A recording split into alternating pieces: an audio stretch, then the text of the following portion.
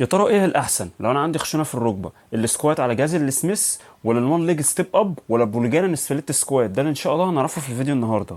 لو جينا اول حاجه للثلاث تمارين دول هنلاقي ان هم بيعتمدوا معايا على اربع حركات مهمين جدا، وهو الهيب فليكشن واكستنشن تاني وفرد مفصل الحوض، والني فليكشن والني اكستنشن تاني وفرد مفصل الركبه. فمن هنا نقدر نفهم ان العضلات اللي شغاله معايا هي الكوادريسبس اماميات الرجل، والهامسترنج اللي هي الخلفيات، ومعاهم الجلوتس. ومن هنا اقدر اقول لك ان السكوات على جهاز السميث مش هيكون احسن حاجه ليك لو انت عندك خشونه في الركبه، وده لان المدى الحركي بتاعه يكون محدود، وكمان لو انت ما حاولتش تقدم رجليك لقدام هيكون برضه في مشكله عليها. ده غير انك لو حاولت تقدم رجليك لقدام لازم برضو تكون مرجع مفصل الحوض لورا علشان الحمل اللي على ظهرك.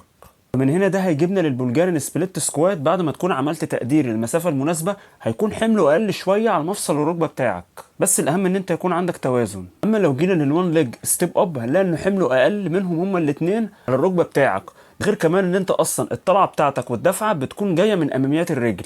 فاللي اقدر اقوله ليك هنا ان الاختيار الافضل والاحسن هيكون للون ليج ستيب اب لو انت عندك خشونه في الركبه. اما لو انت سليم وما عندكش اي مشاكل في مفصل الركبه فيكونوا الثلاثه تقدر عادي جدا تدخلهم في برنامج التدريبي بتوعك. دي كانت الحلقه الثالثه في سلسله ايه الاحسن للتمارين.